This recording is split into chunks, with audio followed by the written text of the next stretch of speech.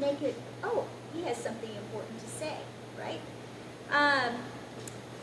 When you are low with both hands, I would suggest that you keep your left hand a little more open, because when you cluster it or do intervals that are a little smaller, it makes it growl a little bit. And that's just kind of a general principle in congregational playing or whatever.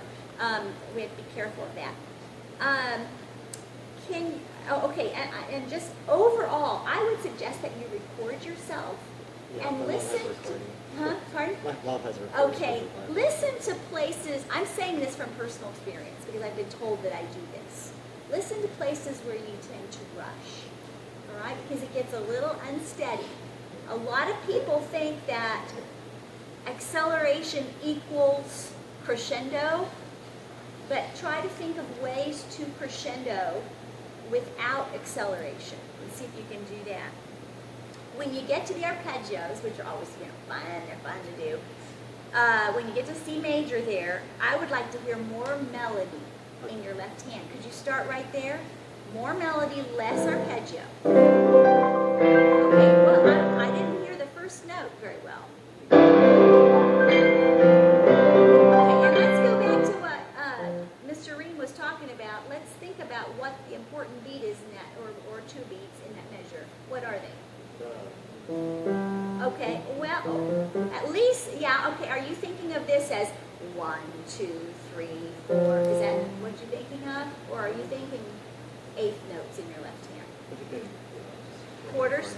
1, 2, 3. Okay, so probably your third beat, your third E will perhaps be a little more important, or maybe you'll crescendo on the fourth one, going da, da, da, and into the G. So you've got to figure that out and shape it. Because right now, your arpeggios are covering your melody, especially at the beginning. So try to do that. In every case when you have something technical like an arpeggio, slow down in your practice and clean it up until it's perfect and just flawless. An arpeggio will never automatically get okay until we can do it and control it at a slower tempo.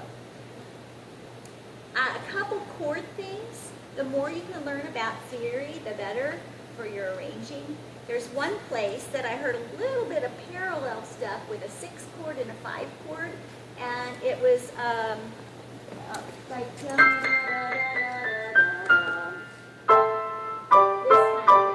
okay? And when you learn some of the theory rules, that's not very well recognized in certain kinds of arranging. And some of the 20th century sounds and folk sounds, it's more accepted.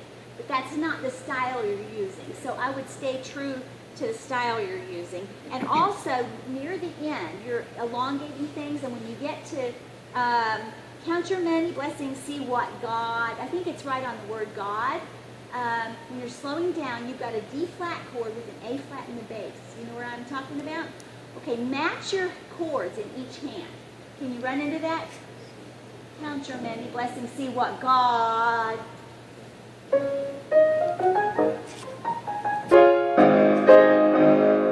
going. I think this is. Okay, I didn't hear it that time, but be careful to match when you have a chord that's not in root position. Do you know what root position is? When the name of the chord is on the bottom? Okay. But when you don't have that on the bottom, make sure your hands match in which chords you want. Yes. Absolutely, on the first two.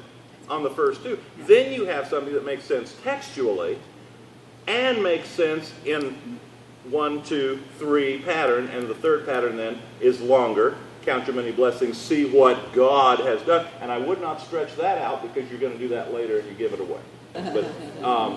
But you're very gifted. I mean, you're very gifted. So. But anyway, now I loved what Mrs. Lopez said. I'm going to change the thing she said about the arpeggiation. She is the queen of arpeggios. So I mean that's exactly right. But you still need to have a sense of the sorry.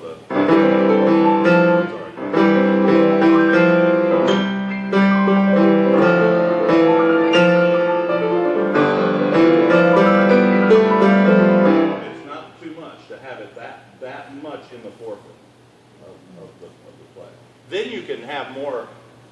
and if your melody is bigger and richer and more resonant down there, then your arpeggio can be full. So I wouldn't want to take out a whole lot. You've got a nice arpeggio technique. I wouldn't want to take a lot of that out, but that needs to really be heard. And the other thing that I thought is, it seemed to be, didn't it, the harmony in that second stanza was just same as the first stanza. Yeah, I think it needs more variety. You either go with do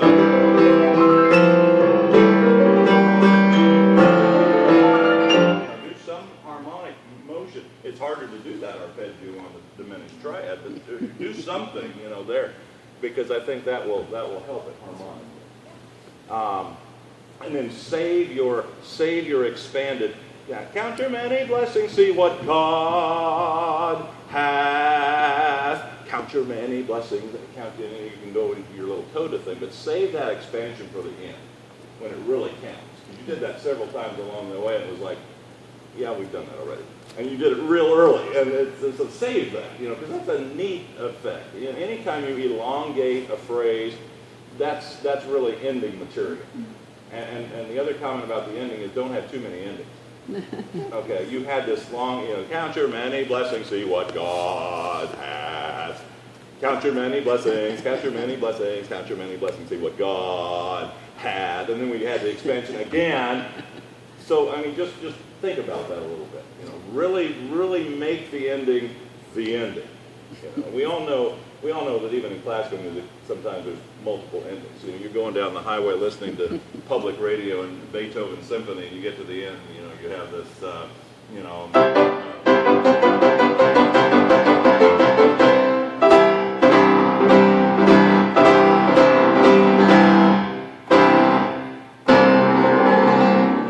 miles on a Beethoven ending. And so we all know that, okay, but that, the piece has been 20 minutes long, too, and your hymn arrangement is 3.5 minutes. It's not, the proportion's wrong, you know what I'm saying? Okay, so, good job. Good, now, Lord bless you. Lord bless you.